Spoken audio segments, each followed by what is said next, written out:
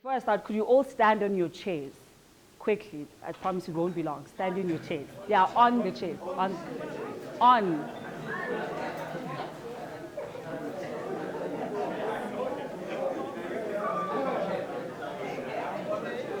On the chair, on it. And can everyone please say, be objective, as loud as you can? Be objective! Fantastic, you can take a seat. Thank you.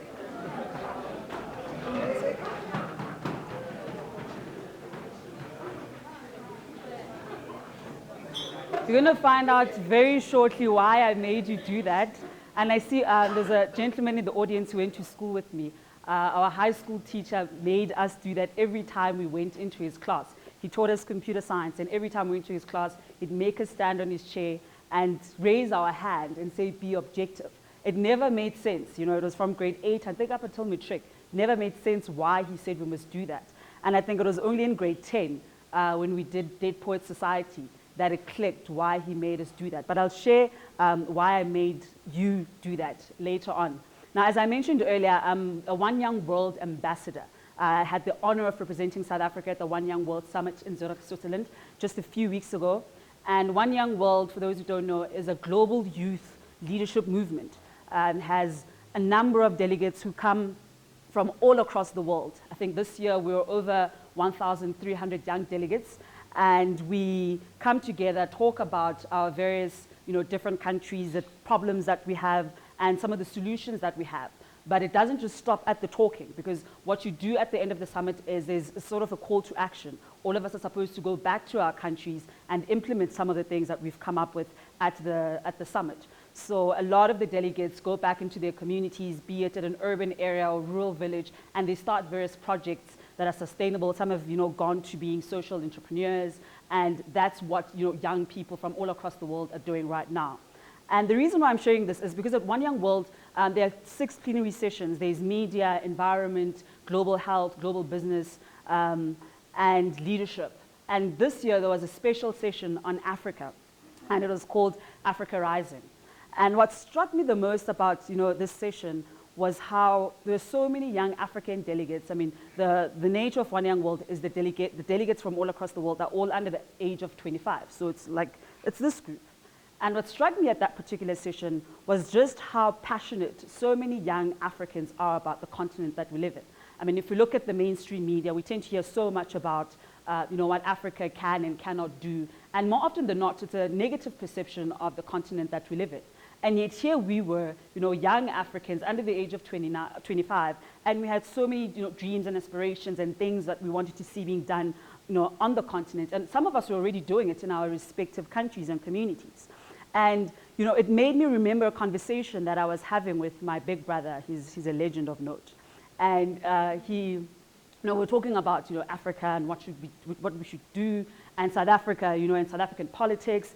And I remember I got very fiery, and I even got angry because I thought to myself, but there's so much that can be done in this country. Why isn't it being done? So much that can be done on this continent. Why isn't it being done?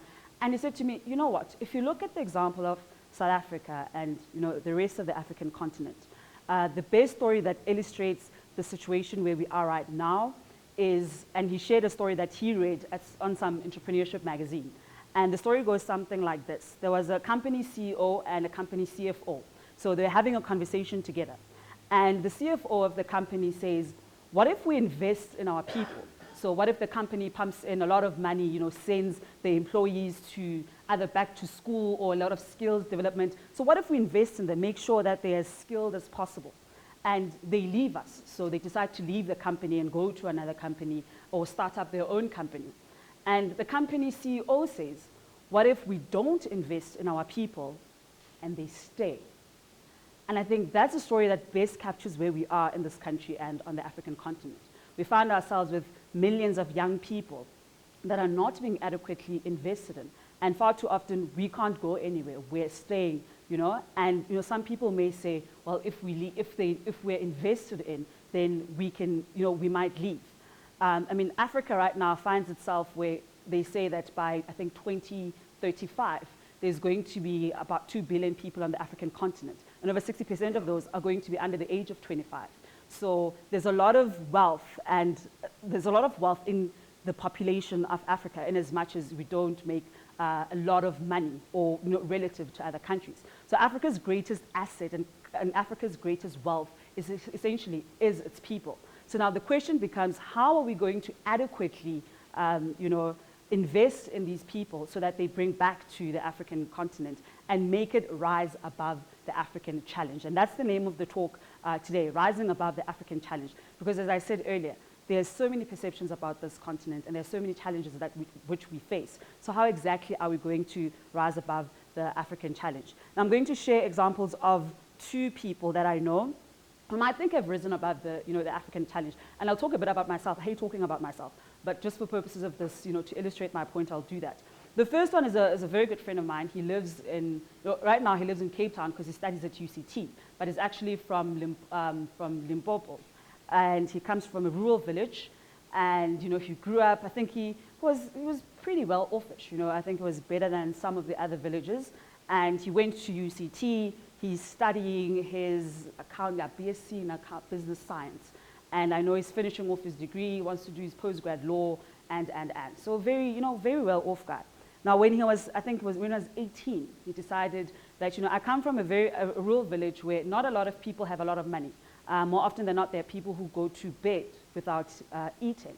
What can I do to enrich my community? What can I do to bring change into my community? And he started an investment holding company. So it was almost like a stokvel, but on steroids, essentially. Because it was a company, they registered it, they went to the community and they explained to them that, okay, this is how the investment holding company is going to work. You'll put in X amount of money every month, and we'll give it to you after X amount. It was very logistical. He's explained it to me, but I'm not very business minded when it comes to those things. But he had an idea of how he can uplift his community. He was an outlier in his community because he was able to go to the UCTs of this world, but he remembered where he came from. And he remembered that at the end of the day, I need to go back to that community and make sure that I'm not the only success story. And I think that's one of the things that, as young Africans, we need to remember. Second example is, and again, he's also actually from Limpopo. I seem to have a lot of friends from there. He's also at UCT, and one thing that struck me about him is he's studying engineering. But it was one of those stories, just like a lot of young people who go straight out of high school. You want to study something, you're not quite sure what you want to study. He gets a scholarship, he studies engineering, but he wanted to do something else. And as he's studying for something else, halfway into the year, he discovers, actually, this isn't what I want to do. He wants to be an investment banker. And I remember he came up to me and said, I have a scholarship, I can't get out of it, I don't have the money to pay them back, but I actually want to do investment banking. How the hell do I go about doing that? And I sat him down, we spoke about it, and at the end he was like, okay, fine, I'll finish this degree because there's nothing I can do. My mother expects me to finish this degree. He applied for an internship with Goldman Sachs, and he got it. He was interning for Goldman Sachs, I think for 9 weeks in their London offices. Now, this is a guy from Limpopo, literally a rural village in Limpopo, and is now interning for this, this financial giant house. And I think that's another example of how young people are able to rise above, the African challenge. Because one needs to only think about some of the challenges that you face if you come from a rural background. One only needs to think about some of the challenges that you have when you come from, a township. The last story, and very briefly, is about me. I come from Soweto, and I think when I look at some of the people that I grew up with, I'm one of the few, if not the only one, who's currently in varsity. I think a lot of the young girls that I grew up with, and a lot of people would say the same thing, aren't studying. And yet here I am today speaking with, a phenomenal young group of people, and who essentially are going to be the change agents that Africa needs, who are going to be the ones who are rising above, the African challenge. Now, earlier on, I said you must rise on your chairs and say, be objective. The reason why I did that was, and I'm still short either way, I made you stand on the chair, and the moment you stood on the chair, you saw things from a different perspective. Right now, I'm the tallest person in the room, well, except the gentlemen that are standing. But I'm taller than all of you as I'm standing. When you were standing on that chair, you got to see a different perspective to things. So I appeared shorter than I actually am, and everything else appeared differently. So even this, glass of water appeared differently from where you were standing. and even the person on your left and on your right appear differently. And I think that's the same with Africa.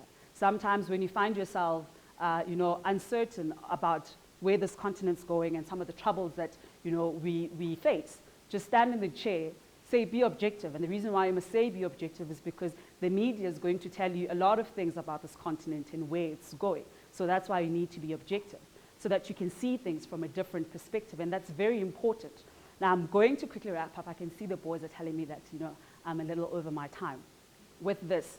And I think I said that the name of the talk is Rising Above the African Challenge. One of the best ways this illustrates how, as young Africans, we can rise above the African challenge, even given the fact of where we are right now, is if you think of the relay match. So with people who do a relay match, the athletic sport, you find that the person who starts the race isn't going to be the person who finishes the race. Similarly, we're already here. We find ourselves with governments that we may not necessarily be happy with, and there are a lot of things that happen on the continent. We found it here. So other people started the race with us. The baton gets passed from one person to the next person. The person who finishes the race and wins the race for the rest of the team is the person, or rather it's dependent on how the baton was passed from the one athlete to the next athlete. So I think as young people, when we do feel discouraged about where this continent is going or where we're going as a country, it's always important to remember that somebody else has started this race, the baton has been passed, and right now the baton is with us. Whether we believe it or not, we have the baton, and we are the ones who have to pass it on to the next generation. So now the question is, how are we going to pass it on to the next generation? And lastly, and this is something I always share with my friends, or whenever we speak about young leaders, they tend to call us the future leaders of tomorrow. It bugs me when people say that, because I know a lot of people who are here who have businesses or are already assuming a lot of leadership positions. I see we have board of directors sitting amongst us here.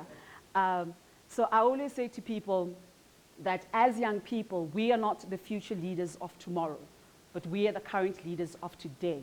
And it is up to us to ensure that we rise above the African challenge. Thank you very much.